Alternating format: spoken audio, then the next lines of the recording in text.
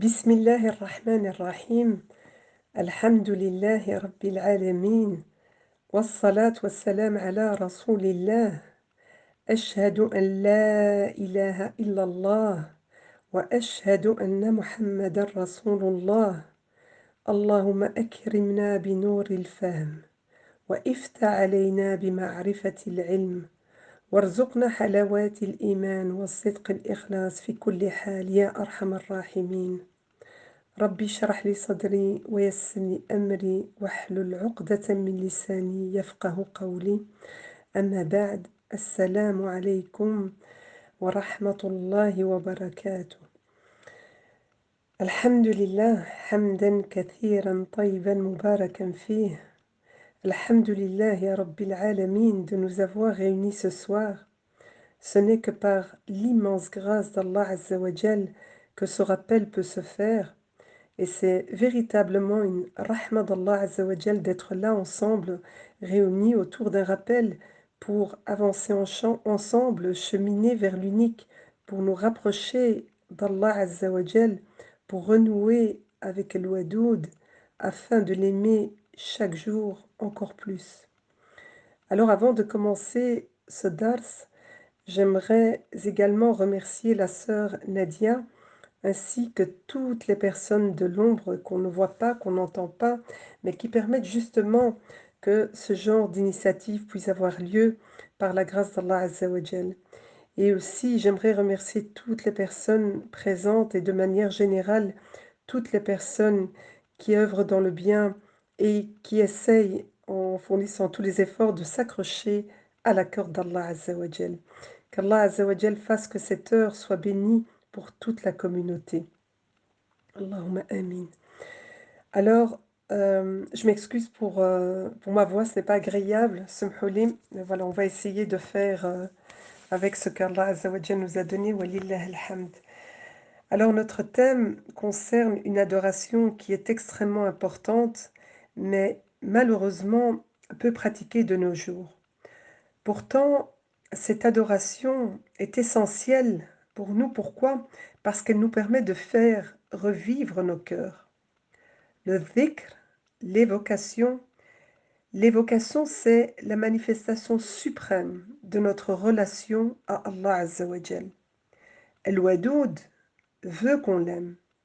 Et aimer quelqu'un, c'est l'avoir tout le temps en tête, c'est l'avoir tout le temps dans son cœur, c'est parler de lui sans cesse, subhanallah al-adim, c'est penser à lui, c'est se souvenir de lui. Et c'est dans le fond le sens de fadhkuruni adhkurukum. Évoquez-moi et je vous évoquerai. Parce que aujourd'hui, subhanallah al-adim, il y a des gens qui disent effectivement Allah, Allah, qui parlent d'Allah, Allah, mais cela ne sert à rien, car ils ne sont pas dans cette relation de rappel.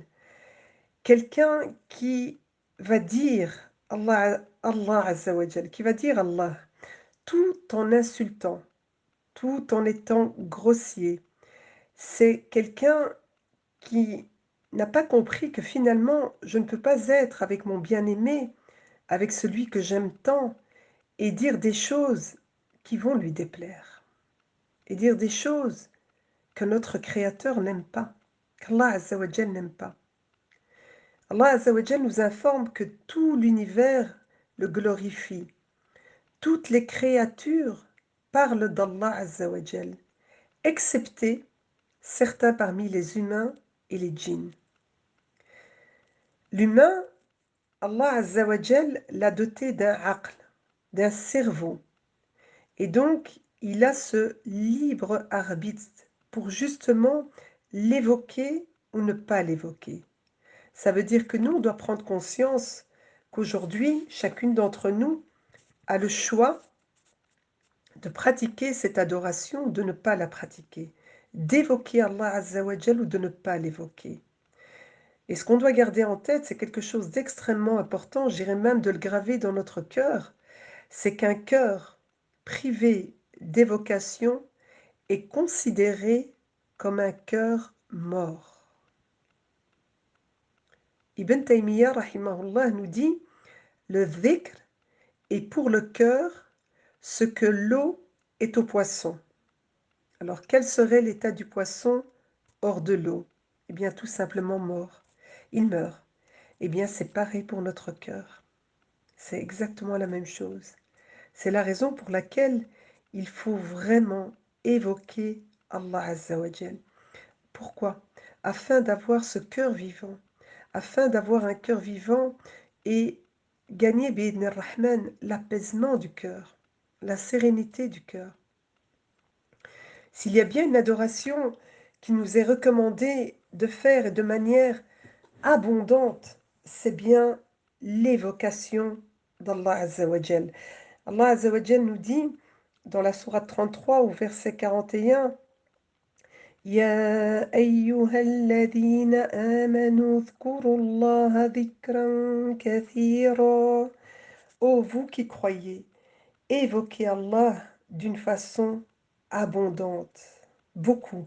Subhanallah al-Adim. Regardez, toutes les adorations dans notre religion, à part dhikr, sont limitées dans le temps et la quantité. On fait 5 prières par jour. On jeûne 1 mois dans l'année. Le pèlerinage, c'est 1 fois dans la vie, si on en a les capacités. Alors que le dhikr, lui, il est illimité. Illimité. Il n'y a pas de limite, subhanallah al-Adim. Allah Azza wa Jal nous demande justement de l'évoquer de façon abondante. Kathira. Beaucoup.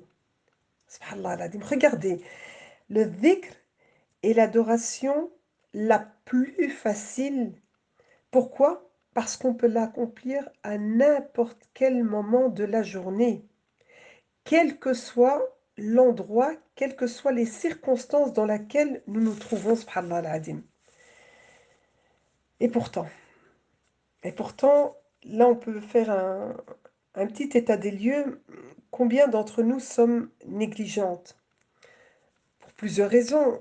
Il y a certainement la fainéantise, la paresse. Et le prophète, sallallahu alayhi wa sallam, lui-même, demandait protection contre la fainéantise et il nous apprend une magnifique dua à dire Allahumma inni a'udhu bika min al-kasal. Ça veut dire quoi? Ça veut dire, Ya Allah, il demandait, il cherchait refuge auprès de son Seigneur contre la paresse qu'on peut ressentir. Et nous aussi, combien de fois on a la flemme? Combien de fois on est paresseuse? Et pourtant on ne demande pas. On a ici une dua qui est magnifique, qui est aussi une adoration, un dua, subhanallah al-Adim. Et pourtant, on ne le lui demande pas. On ne fait pas cette dua. Cette dua est essentielle dans notre quotidien. Toi aussi, demande-lui. Demande-lui, parle-lui, décris-lui toutes tes faiblesses. Demande-lui de faire de toi une personne qui ne soit pas fatiguée, tout le temps fatiguée, qui bouge, une personne qui agit, une personne qui lit, une personne qui apprend, une personne qui travaille. Va chercher des livres, va chercher des bouquins, ouvrir son PC, travailler. Qu'est-ce que je dois encore faire? Quelle est la partie? Ok, j'ai mis les enfants au lit, je me suis occupée de mon mari. Qu'est-ce que je fais là? Qu'est-ce que je fais pendant ce temps? Ça, c'est quelque chose d'extrêmement important. Demande-lui de faire de toi une personne qui fait son dhikr quotidien. Cette vie, elle est courte, elle est très très courte. Allah al-Adim, c'est vraiment, il y a beaucoup d'images qui nous sont données par rapport à, c'est une porte, on rentre et puis on ressort de l'autre côté, c'est une glace qui fond. Il y a énormément de paraboles. On doit investir un maximum dans ce peu finalement qui nous est octroyé. Parce que c'est court. Et ne surtout, surtout pas reporter. C'est-à-dire qu'on doit faire en sorte de presser cette vie, vraiment d'investir un maximum dans chaque fraction de minute, de seconde que nous avons pour en retirer, Inch'Allah, le maximum au niveau de l'adoration d'Allah Azza wa Jal. Aujourd'hui, il faut qu'on prenne conscience qu'on n'a plus d'excuses si on n'a pas encore compris qu'on peut se rapprocher de notre Créateur, de celui qu'on aime tant, à la vitesse de la lumière en accomplissant justement des actions Comment? En prononçant des paroles qui sont méritoires, qui sont aimées d'Allah Azza wa Jal. Pour ça, quand vous voyez, quand on lit le Coran al-Karim, eh bien, on s'aperçoit à plusieurs reprises qu'Ar-Rahman nous incite à pratiquer cette adoration qui est dhikr, par amour pour nous. Le dhikr, c'est l'objectif de toutes les adorations physiques. Les adorations physiques comme nous faisons, comme la prière, comme le jeûne, comme le hajj, comme zakat. En fait, ces adorations physiques ne sont en fait que des supports pour atteindre l'objectif qui est de quoi? Qui est de ne pas oublier Allah Azza wa Jal. Alors bien sûr, dans la prière, le but est de délaisser les péchés, on va se rappeler d'Allah Azza wa Jal, on va tendre vers Makarim al-Akhlaq, etc. pour toutes les adorations. L'objectif de dhikr, c'est de nous permettre de rester éveillés, car on a tendance à tomber dans le soupir. On s'endort et on se laisse emporter, on se laisse piéger par le diable, par Shaitan. Et lorsque Shaitan va venir nous chuchoter de faire tel ou tel péché, telle action qu'Allah Azza wa Jalla n'aime pas, que fait normalement le croyant, la croyante, qui a justement un cœur éveillé, qui a justement ce cœur qui est en bonne santé? Eh bien, ce que fait la croyante, ce que fait le croyant, tadhakkaru. En fait, tout de suite, c'est ça en fait, c'est tout de suite, on se souvient d'Allah Azza wa Jal. On revient à la raison. C'est comme si on reprend conscience. Et qu'est-ce qu'on fait? Eh bien, on demande pardon à Allah Azza wa Jal. On demande pardon à Allah Azza wa Jal. Cette vue, c'est Allah Azza wa Jal qui nous permet de la retrouver par ce rappel, le fait qu'on se soit souvenu. Et là, qu'est-ce qu'on devient? فَإِذَا هُمْ مُبْصِرُونَ. Subhanallah al-Adim. Donc là, il faut vraiment que ceux qui se souviennent d'Allah Azza wa Jal, lorsque Shaitan va venir leur chuchoter, il faut absolument, ils vont absolument se retourner vers Allah Azza wa Jal. Ils vont se souvenir, ils vont revenir à la raison. Ça veut dire que ceux qui ne sont pas justement dans cette évocation d'Allah Azza wa Jal, eh bien, sont aveuglés par le diable. Ils sont aveuglés par Shaitan, par les passions également. Et à ce moment-là, qu'est-ce qui se passe? Eh bien, ils perdent la raison. Ils ne voient plus. On n'a plus du tout cette même vision. Ils font n'importe quoi. Donc le moyen finalement de retrouver la vue du cœur, la vue spirituelle, al-basira, c'est quoi? C'est tadhakkarun, c'est le dhikr, c'est se rappeler de notre Créateur. C'est ça en fait. Regardez même dans nos prières. Pourquoi on demande pardon? Parce qu'inévitablement, on sait qu'on a commis des oublis, on sait qu'on a commis des erreurs. On oublie, d'ailleurs, c'est dans notre nature, c'est humain d'oublier. Et donc, on a des solutions. On a ici, c'est l'objectif même de ce rappel d'aujourd'hui. C'est-à-dire que lorsqu'on oublie, ben, il faut le réveiller. Il faut qu'on soit concentré, conscient de la présence d'Allah Azza wa Jal. Sinon, ce qui va se passer, c'est que Shaitan nous fait oublier celui qui nous a sortis du néant. Il nous fait oublier Rabbul Alamin. Vous comprenez? C'est-à-dire que, regardez, subhanallah al-adim, de manière générale, lorsqu'on commet un péché, eh bien, on oublie Allah Azza wa Jal. Et Allah Azza wa Jal nous dit فَلَمَّا نَسُوا اللَّهَ فَأَنْسَاهُمْ أَنفُسَهُمْ. Quand ils ont oublié Allah Azza wa Jal, eh bien, que fait Allah Azza wa Jal? Il leur a fait oublier leur propre personne. Vous comprenez? C'est-à-dire que eux-mêmes, finalement, se sont oubliés. Ils ont atteint un tel niveau d'oubli que, et on le voit, nous-mêmes, des fois peut-être, ou nos proches, ou nous-mêmes, on atteint un tel niveau d'oubli qu'on n'est même plus conscient. Il n'y a plus cette conscience de la gravité de ce qu'on fait. On n'a plus conscience de la gravité des péchés qu'on est en train de commettre. Et pourquoi on agit de la sorte? C'est parce qu'on oublie Allah Azza wa Jal. Et vous savez, Shaitan a justement lui cette capacité qu'Allah Azza wa Jal lui a donnée de nous faire oublier Allah Azza wa Jal, puisqu'il nous dit dans le Coran al-Karim, Min sharril waswasil khannas. C'est-à-dire que les savants expliquent que ce verset, que le diable se rapproche pour nous influencer, pour nous pousser à commettre le péché, pour venir nous susurrer des choses, pour nous faire oublier Allah Azza wa Jal. C'est pour ça que lorsqu'on est plutôt parmi ceux qui font le dhikr, celles qui évoquent Allah Azza wa Jal, eh bien là, ils s'éloignent. Ils s'éloignent, ils n'arrivent plus à nous atteindre. En fait, le dhikr est un bouclier. Le dhikr, c'est Hisnul Muslim, c'est une forteresse imprenable. C'est un bouclier qui va te protéger, qui va te préserver de cet ennemi extérieur. Et c'est qui, finalement, cet ennemi extérieur?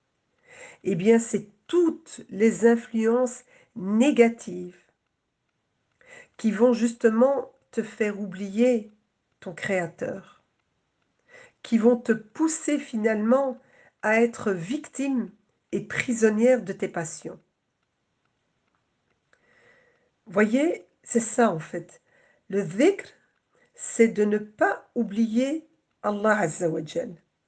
Le dhikr, c'est le rappel, c'est le fait de penser Allah Azza wa Jal tout le temps.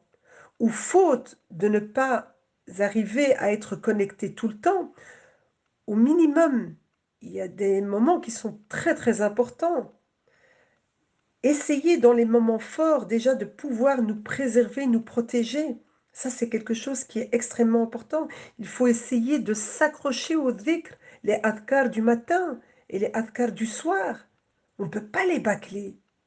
C'est pas possible. En fait, si on réfléchit à notre situation, quel est l'objectif de laisser tomber ces adhkars? C'est parce qu'on a quelque chose de plus important à faire. C'est juste essayer de comprendre nous-mêmes, essayer de se poser finalement et de se dire pourquoi. Pourquoi finalement je ne fais pas? On a parlé de la première solution ici, il y en aura d'autres, hein, mais on a parlé de la première solution qui est ici la doua que faisait le prophète sallallahu alayhi wa sallam par rapport à le kassel, par rapport à la fainéantise. Là, bien sûr qu'il faut l'intégrer dans nos adhkars du matin et du soir. Il faut la dire, même quand des fois tu rentres chez toi, eh bien tu parles effectivement avec Allah Azza wa Jalla à travers ces doigts. Il y aura autre chose encore après, mais déjà essayez de vous imprégner par rapport à ça. Donc, le dhikr nous aide justement à ne pas oublier Allah Azza wa Jal. Maintenant, je fais une brève parenthèse par rapport à l'oubli d'Allah Azza wa Jal. C'est important de vous faire également cette petite parenthèse. Comment finalement sortir de l'oubli d'Allah Azza wa Jal?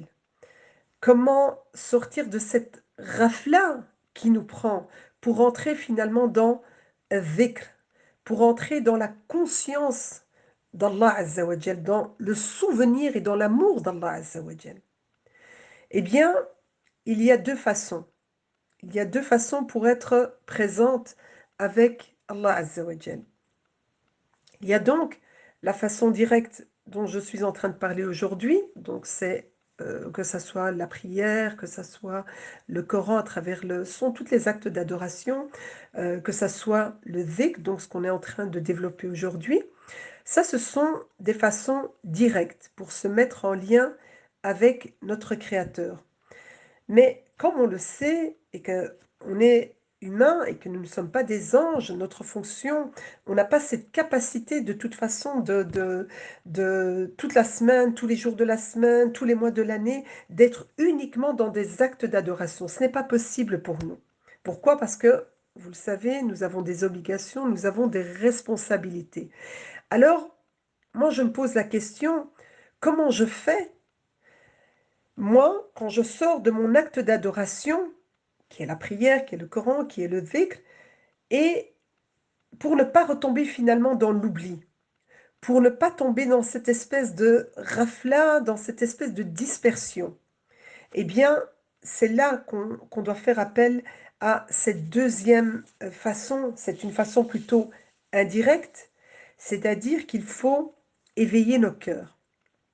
Il faut voir le Créateur, notre Créateur, dans chaque partie de la création. Voir la marque du Créateur, l'action du Créateur dans chaque élément de la création.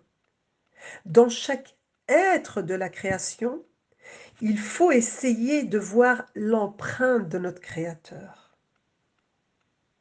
C'est de cette manière, ça c'est vraiment une façon pour pouvoir réellement rester consciente d'Allah Azza wa Jal dans notre vie, dans notre quotidien de tous les jours.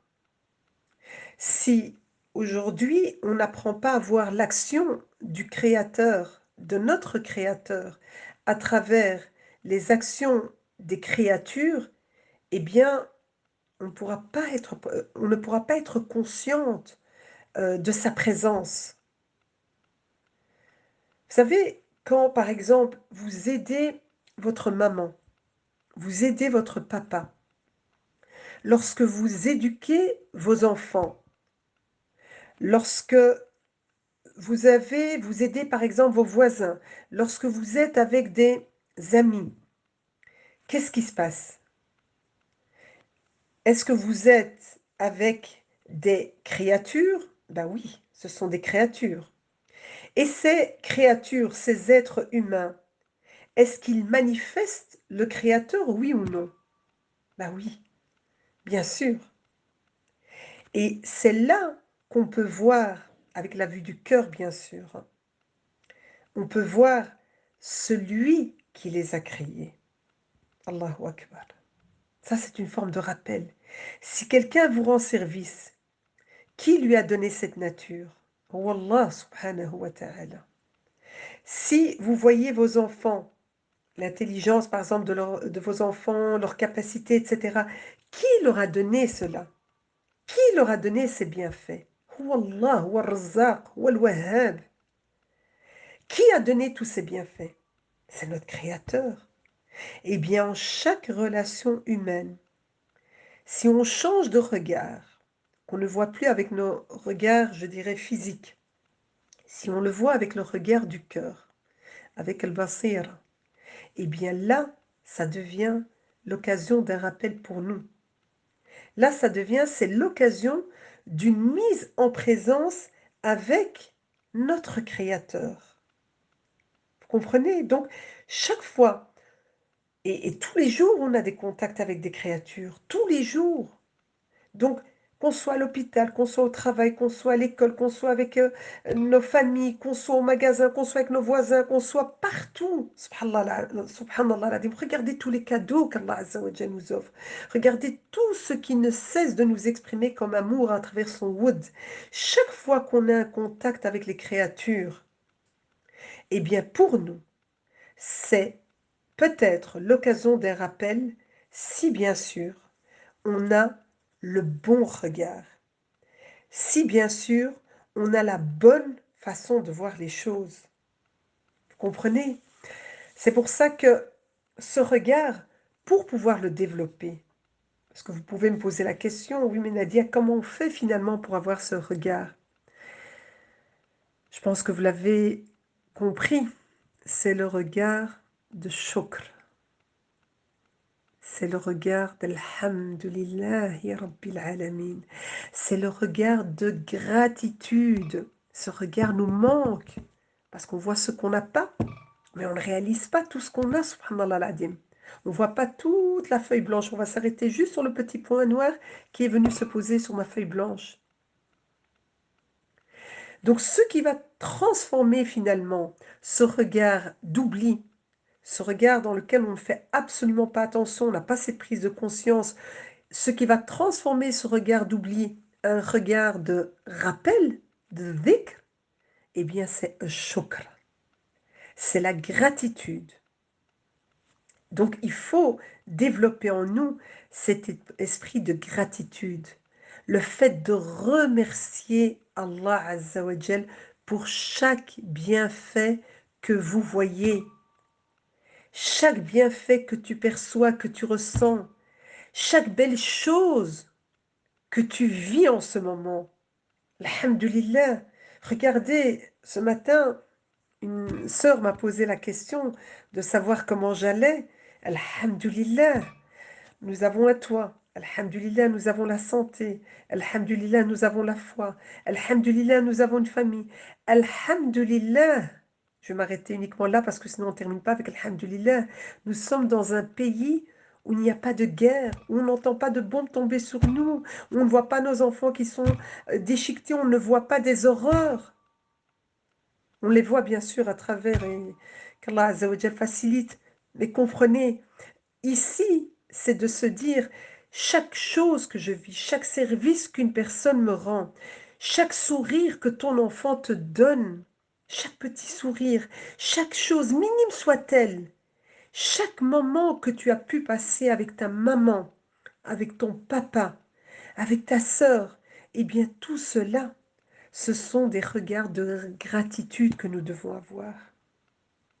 Si vous êtes dans la gratitude, si vous remerciez Allah Azza wa Jal, alors écoutez-moi bien. L'événement là que vous avez vécu, quel qu'il soit ceux que je viens de citer ou d'autres, ce contact humain que tu as eu, eh bien cet événement, ce contact humain, eh bien devient une source de rappel. Allahu Akbar. Voyez, subhanallah al-azim. Si vous voyez le soleil, la lune, un beau paysage, une forêt, si vous voyez la création d'Allah Azza wa Jal, si vous le voyez avec ce regard de shukr, avec cet esprit de gratitude, alors c'est un regard de rappel. Et à ce moment-là, vous êtes dans le dhikr. Vous êtes également dans cet acte de vous souvenir de notre Créateur. Allahu Akbar. Voyez toutes les occasions qu'Allah Azza wa Jal nous donne. Il y a aussi une autre approche, hein, mais que malheureusement, lorsqu'on est confronté dans les épreuves, on a beaucoup de mal avec, avec cette notion, parce qu'on l'oublie très souvent. Ben, c'est d'apprendre à voir Allah Azza wa Jal à travers nos épreuves. Je sais que c'est plus difficile, bien entendu. Quand vous vivez un événement difficile, d'une manière générale, on a deux possibilités. Soit, donc, vous pouvez par exemple soit vous plaindre, trouver que cette situation est beaucoup trop dure pour vous, est inacceptable même, et peut-être vous révolter même intérieurement, même si vous ne le dites pas, mais il y a une révolte intérieure qui est là. Soit vous trouvez que c'est une difficulté, mais que finalement, cette difficulté qu'Allah Azza wa Jal permet finalement de me toucher, elle a du sens. Elle a du sens. Pourquoi? Car Allah Azza wa Jal l'a rendue présente pour m'éduquer, pour me faire grandir, pour me détacher, pour m'apprendre finalement à placer mes priorités. Et ça, c'est quelque chose de très important parce qu'on n'a pas toujours le sens des priorités. Là, il faut vraiment s'éduquer au sens des priorités et questionner finalement son quotidien et se dire finalement, aujourd'hui, qu'est-ce qui est essentiel dans ma vie? Là, aujourd'hui, qu'est-ce qui est essentiel dans ma vie et qu'est-ce qui est secondaire dans ma vie? Quand on a passé des épreuves importantes, quand on a passé des épreuves qui sont dures, on se dit par exemple qu'avant je me plaignais parce que, par exemple, hein, j'avais pas assez d'argent, j'avais pas ceci, je n'avais pas, ou je... Voilà, vous avez différentes sortes de situations, d'accord? On va parler ici du matériel. Je n'avais pas de voiture, c'était difficile pour moi, pour conduire les enfants, etc. Mais si c'est votre santé qui est touchée, si vous êtes éprouvé et que vous ne savez plus respirer normalement, que pour vous, voyez, aujourd'hui, c'est naturel Demandez à quelqu'un qui a besoin d'une machine pour respirer. Pour nous, c'est naturel.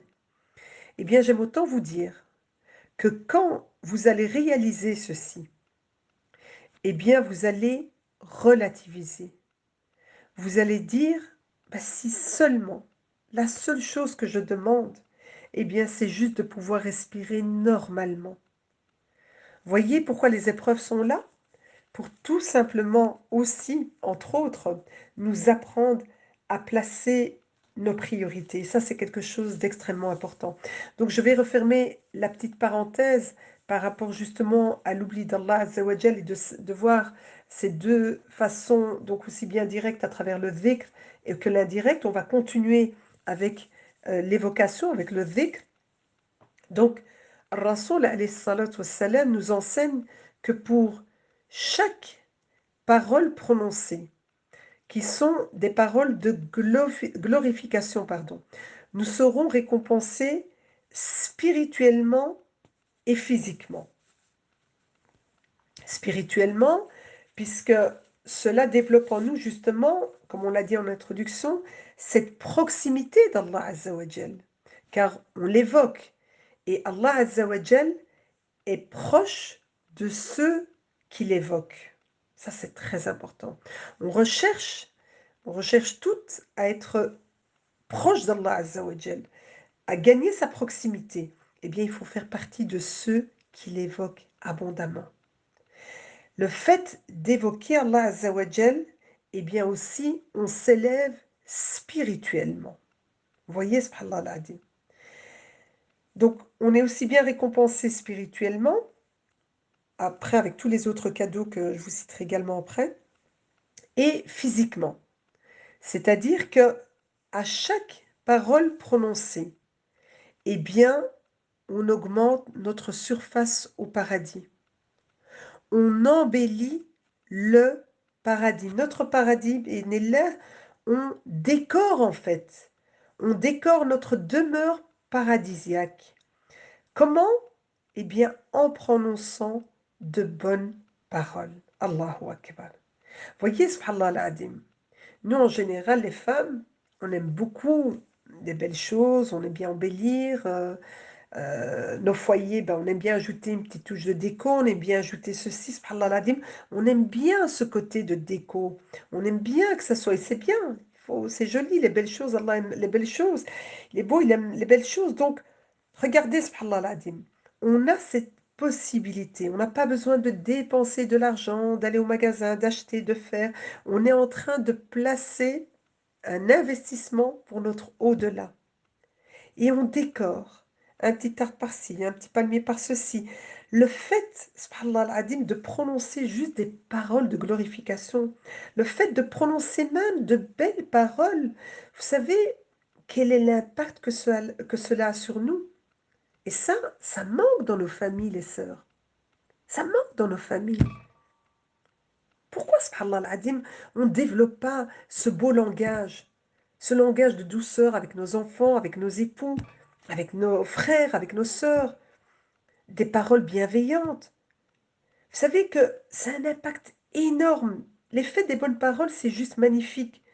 D'abord, cela nous évite de prononcer de mauvaises paroles. Si je dis de bonnes paroles, bah, alhamdoulilah, je ne prononcerai pas de mauvaises, car il y a quelque chose qu'il faut qu'on garde toujours en tête.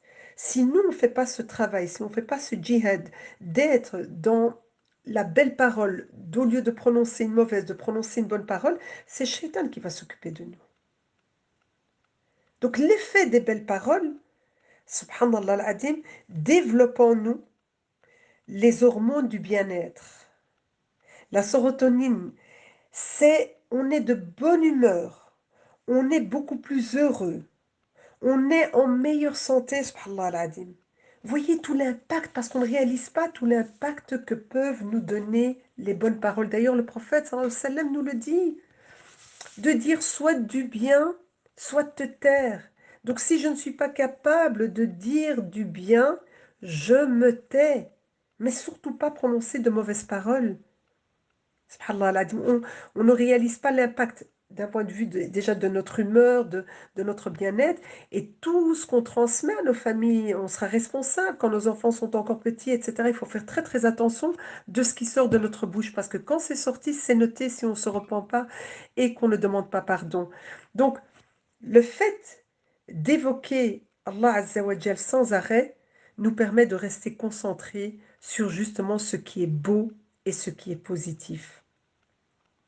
Et comme on l'a dit, si jamais on oublie l'évocation, on n'évoque pas Allah Azza wa Jal, ben, ce qui va se passer malheureusement, c'est qu'on va évoquer des choses haram. Ou alors, vraiment dans le meilleur des cas, on va parler de choses qui ne sont pas utiles. Donc, conclusion, c'est aussi une perte de temps. Et peut-être même plus encore. Et on le sait qu'il y a deux bienfaits qui sont extrêmement importants. Nous dit le prophète sallallahu alayhi wa sallam, la santé et le temps. On a parlé de la santé, et ici le temps. Il faut que ce temps qui nous est imparti, comme on l'a dit, il faut qu'il soit utilisé à de belles choses. Donc, à nous d'utiliser ce temps pour apprendre, augmenter notre dhikr. Peut-être qu'on n'en faisait pas, mais on essaie de faire. Apprendre des du'as, des invocations à faire à différents moments. Comme on a dit, les adhkars du matin et du soir. Qu'est-ce que je dis dans telle situation? Qu'est-ce que je fais?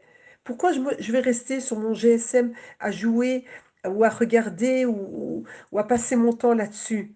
Ça devient une drogue. Aujourd'hui, il y a les différentes addictions. Aujourd'hui, le GSM est devenu une drogue. Les réseaux, c'est devenu une catastrophe. Sans compter les feuilletons, les séries, les jeux débiles, etc. Alors, bien sûr, un temps pour tout. Un temps pour tout. Le problème, c'est que quand on nous pose la question, oui, mais est-ce que je peux le divertissement? On n'a pas dit que c'était haram. Le problème, quelle est la place que prend le divertissement et quelle est la place du dhikr? C'est ça, en fait, qu'il faut se questionner. Et là, c'est très, très important, les sœurs. Là, il faut vraiment qu'on fasse attention. Et on a besoin, nous, en tous les cas, d'être dans un apaisement. Et Allah Azza wa Jal nous le dit, justement. Et il nous dit, Ala bi dhikrillah tatma'innul qulub. N'est-ce pas par le rappel d'Allah que les cœurs se tranquillisent, les sœurs? N'est-ce pas par le rappel d'Allah que les cœurs se tranquillisent? Est-ce que vous entendez qui nous dit ça? Allah Azza wa Jal. Donc vous comprenez l'objectif finalement du dhikr. Parce que Allah Azza wa Jal, il nous aime tellement. Regardez ici l'objectif du dhikr, c'est quoi finalement? Parce que Allah Azza wa Jal, vous êtes quand même consciente qu'il n'a que faire de notre acte de faire du dhikr ou de prier. Il n'a que faire. Il a des anges qui font ça 24 sur 24. 7 jours sur 7. L'objectif du dhikr, eh bien c'est pour nous. Subhanallah al-Adim. Car le dhikr en lui-même, subhanallah al-Adim, c'est un objectif. C'est quoi? C'est d'apaiser les gens. C'est ce qu'Allah Azza wa Jal nous dit. Ça, c'est encore une immense rahma.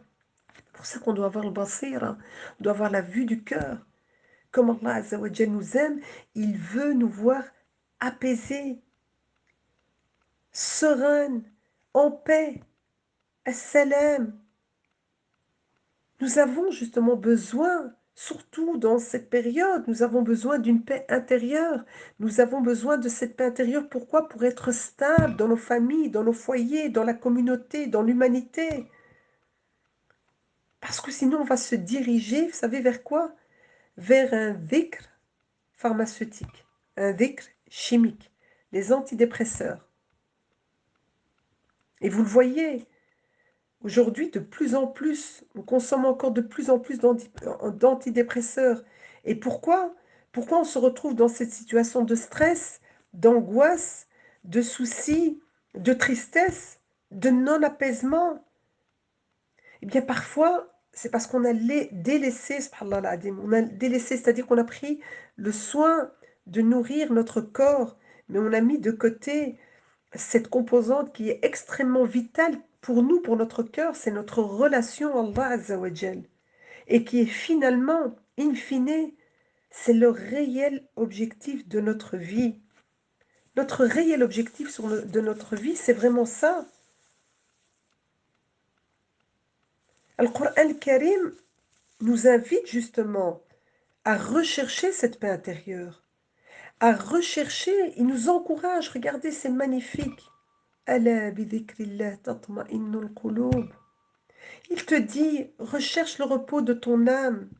Recherche le repos de ton âme dans ta proximité, dans ta relation intime avec Allah Azza wa Jal. Il n'y a qu'avec lui qu'on sera apaisé. Vraiment. Il n'y a qu'avec lui. Avec son rappel, avec le dhikr. Le bonheur, vous savez, il est en nous et nous, des fois, on s'éparpille et on se perd, subhanallah al-adim. Il faut retourner à l'essentiel. Retourner au dhikr d'Allah Azza wa Jal. Alors, est-ce que c'est possible? Bien entendu. Bien entendu que c'est possible. Alors, est-ce que c'est facile? Là, je nuance. C'est un oui et c'est un non. Pourquoi? Parce qu'en théorie, comme moi, quand je suis en train là de parler, bien entendu, vous avez l'impression que pour moi, c'est très facile. Non, je suis dans la même galère que vous. Oui, en théorie, c'est facile. Mais dans la pratique, c'est pas toujours la même chose. C'est-à-dire que, j'irai oui et non, c'est facile au début. Ça devient difficile à long terme. Parce que certaines personnes, des fois, elles croient que c'est fini. Il suffit de commencer. Au début, on a toute cette bonne volonté pour avoir directement le résultat. Alors que les fruits du dhikr viennent avec le temps, viennent avec l'endurance, viennent en fonction de notre capacité à perdurer.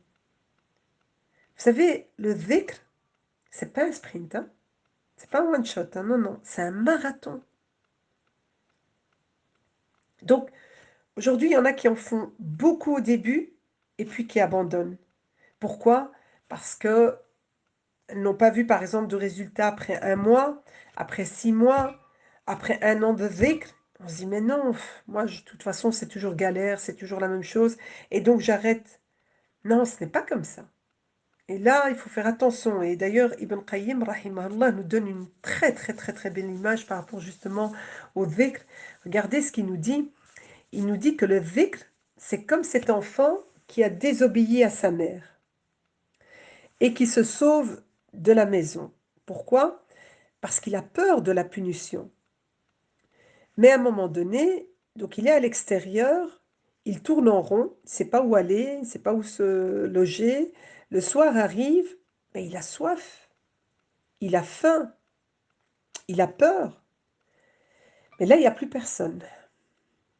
Et lui, il pense à sa mère, bien qu'il sait que sa maman est en colère contre lui, parce qu'elle n'a pas cessé de lui rappeler, de lui dire encore et encore, comme on fait avec nos enfants.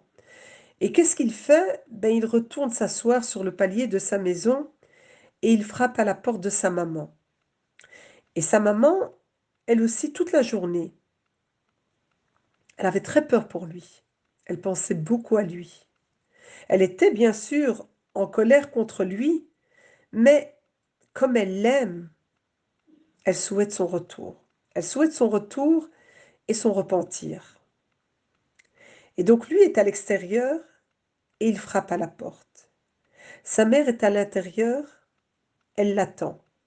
Mais elle ne va lui ouvrir la porte que quand elle le voudra. Pourquoi? Pour lui donner une leçon. Et c'est magnifique parce qu'Ibn Qayyim rahimahullah nous dit, cet enfant, eh bien c'est le musulman qui frappe à la porte d'Allah Azza wa Jal avec le dhikr. Vous voyez ce qu'on a dit, 6 mois, un mois, 10 jours, un an. Et Allah Azza wa Jal l'aime et l'attend. Et Allah Azza wa Jal lui ouvrira la porte quand lui le décidera. Parce que c'est lui le hakim. C'est lui qui sait quand c'est le bon moment. Voyez, subhanallah al-adim, c'est magnifique. Donc, s'il y a bien une adoration qu'on doit vraiment se faire sans mesure, en abuser, c'est vraiment le dhikr. Car il est d'abord facile, comme on a dit, qu'importe le lieu, qu'importe le temps, qu'importe la situation, et il est vital pour notre cœur et pour notre âme. Rasoul alayhi salatu salam nous dit voulez-vous que je vous indique parmi les bonnes actions à faire l'une des meilleures? Et on lui a répondu oui. Et le prophète sallallahu alayhi wa sallam dira que c'est le dhikr. Subhanallah al-Adim. Le dhikr, donc le dhikr peut nous faire gagner beaucoup, beaucoup plus que d'autres actions qui peut-être en apparence pèsent aux yeux des gens, mais en vérité aux yeux d'Allah Azza wa Jal, le dhikr est encore beaucoup plus lourd. Donc le dhikr, ce n'est pas de la théorie, mais c'est de la pratique. C'est-à-dire, il ne faut pas en parler beaucoup, mais il faut en faire beaucoup avec le cœur et la langue. C'est pourquoi il faut vraiment investir notre temps dans tout ce qui nous sera utile. Il faut profiter de chaque seconde, chaque minute qui passe, qu'on soit sur le trajet du travail, de l'école, en voiture avec les enfants, euh, trajet à la mosquée, au cours, que ça soit à la cuisine, où qu'on soit. Il faut faire en sorte de faire du dhikr. Ça, c'est quelque chose d'extrêmement important. Ta langue, elle doit bouger. Ta langue, elle doit dire quelque chose. Ça, c'est très important. Il faut qu'elle dise de belles choses, comme on a dit. Et subhanallah al-adim, qu'est-ce qu'elle est fainéante lorsque on l'amène à dire des paroles de glorification, des paroles qu'on va voir ici. Subhanallah al-adim, notre langue, elle est extrêmement bavarde lorsqu'il s'agit de commencer de rumeurs ou de suspicions, de médire ou de s'intéresser à ce qui ne nous regarde absolument pas. Et comment, là, j'ai pourquoi elle est partie, et quand, pourquoi Allah Azza wa Jal se détourne de ce genre de personnes. Nous, on se dit, on veut ta proximité, ya Allah. Et il nous donne la recette. C'est de prononcer ici des paroles de glorification qui vont nous faire accéder justement par sa grâce à cette proximité. Et nous, on fait le contraire. Cette langue, au lieu de l'utiliser à ce que Allah Azza wa Jal aime, eh bien nous, on va l'utiliser dans des choses qu'Allah Azza wa Jal n'aime pas. On va s'occuper, comme je vous ai dit, même des fois, c'est dans des futilités, mais à nous intéresser à la vie des autres. Et ça, il faut que ça change. Le prophète, sallallahu alayhi wa sallam, nous disait que ta langue ne cesse d'être humidifiée par quoi? Elle doit être humide par quoi? Par de mauvaises paroles, par des paroles comment? Qu'elle ne cesse d'être humidifiée par l'évocation d'Allah Azza wa Jal.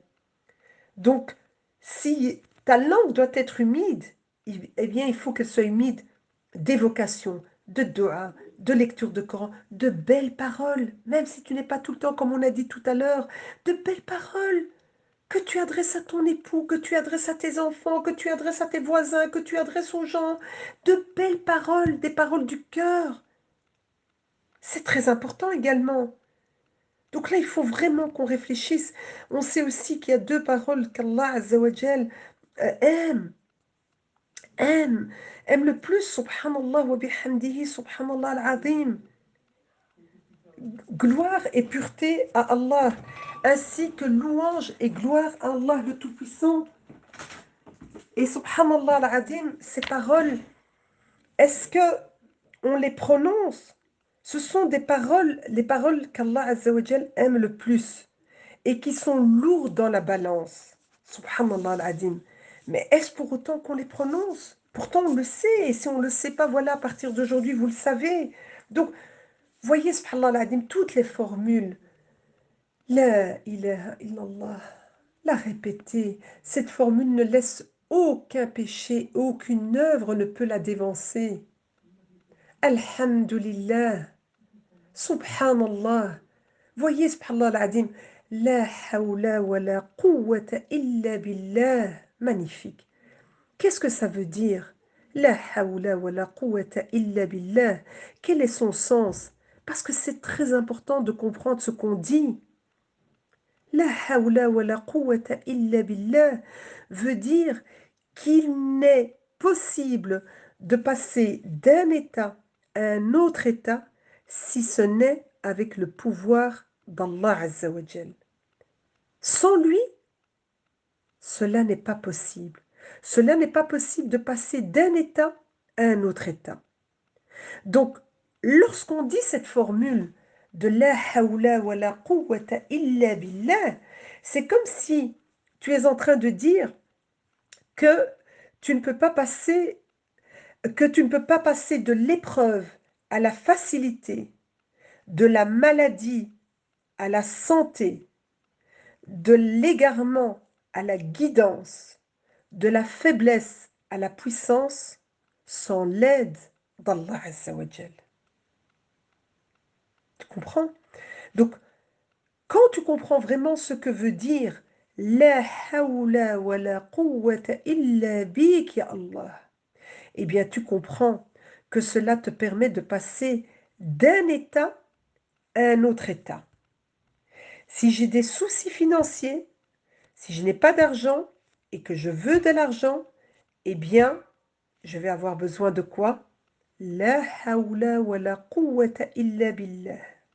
Si je suis fainéante et que je veux sortir de cet état de paresse en devenant justement une personne productive, eh bien j'ai besoin de la hawla wa la quwwata illa billah.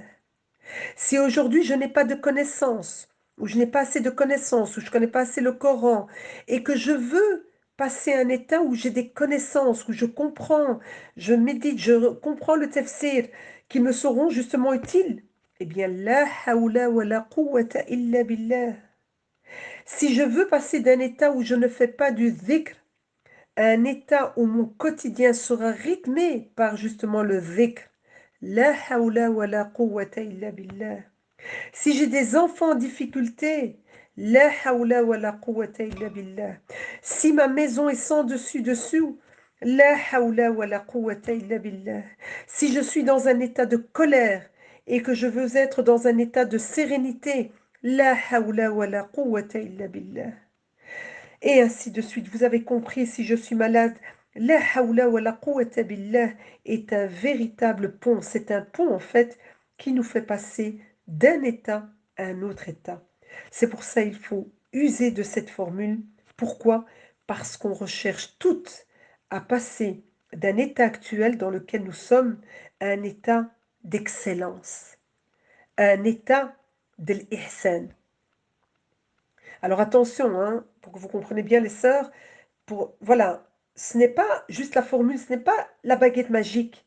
Mais en fait, ce qui va se passer, c'est que quand ton cœur vivra cette parole, dira cette parole avec tous ses tripes, avec toutes tes cellules, eh bien, tu vas ressentir, tu vas sentir des facilités. Subhanallah l'adim. Tu auras de la baraka, de la sérénité, de l'apaisement du cœur. Ça, c'est une certitude. Regardez le prophète sallallahu alayhi wa sallam, ce qu'il nous dit. Il nous dit, multipliez la parole de la hawla wa la quwwata illa billah, car c'est un trésor du paradis. La hawla wa la quwwata illa billah renferme énormément de bienfaits. C'est un trésor qui se trouve où? En dessous du trône d'Ar-Rahman. Allahu Akbar. Allahu Akbar. Rien que de savoir que cette formule que je prononce avec mon cœur, avec toutes mes cellules, la hawla wa la quwwata illa bik ya Allah, provient d'en dessous du trône d'Ar-Rahman. Qu'est-ce que vous ressentez? Est-ce que ce n'est pas magnifique, les sœurs? Ibn Qayyim, rahimahullah, nous dit, et combien d'entre nous ne sont pas dans cette situation que je vais citer maintenant?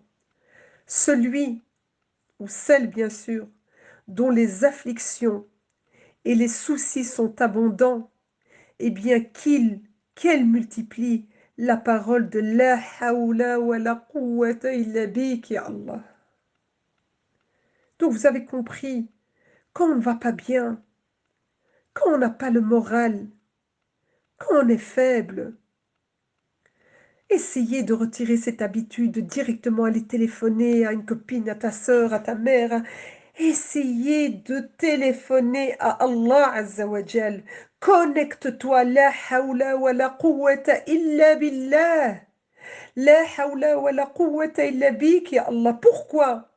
Eh bien, pour justement passer à un autre état. Un état où je ne suis pas bien, un état où je serai bien, un état où j'aurai de la sérénité, un état où j'aurai l'apaisement du cœur, bi'idn ar-Rahman, un état où j'aurai de la baraka. C'est ça en fait.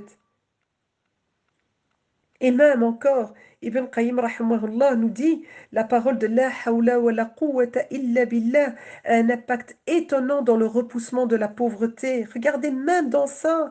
Et combien de demandes, combien d'entre nous rappelez aux gens quand on vient vous demander, bien entendu qu'il faut participer, qu'il faut donner ce qu'on peut, qu'on fait des doigts, rappelez-leur. Rappelez-leur la hawla wa la quwwata illa billah. Aujourd'hui, on ne rappelle plus cette adoration. Rappelez cette adoration de Allah alikoum.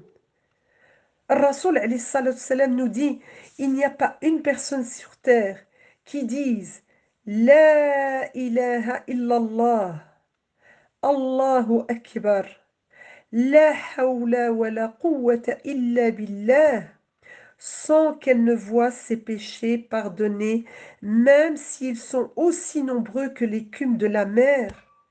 Est-ce qu'on réalise Est-ce qu'on réalise cette générosité, Ya Karim? Est-ce que vous voyez tous ces mérites?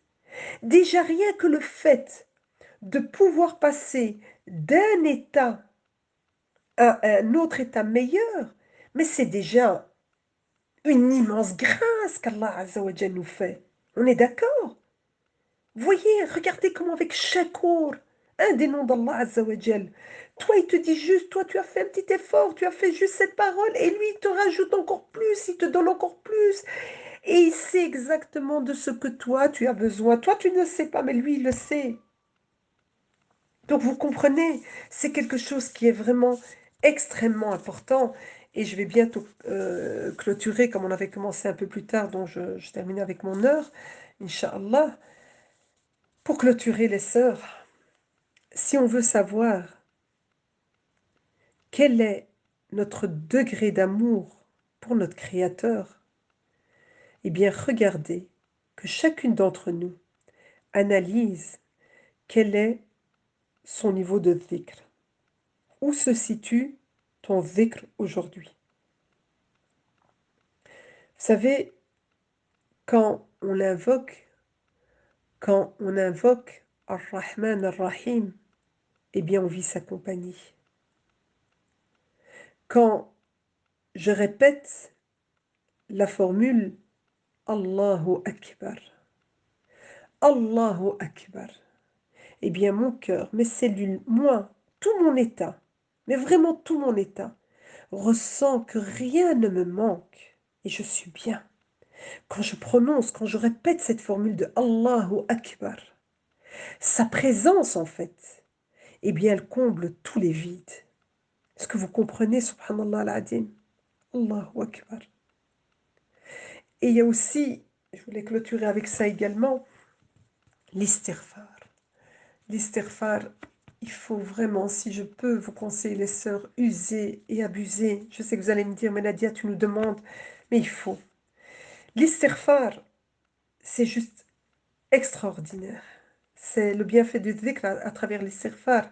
L'istighfar, le prophète sallallahu alayhi wa sallam nous parle justement, nous dit par rapport à l'istighfar que demander pardon est une porte de la miséricorde. C'est-à-dire que l'istighfar t'ouvre toutes les portes.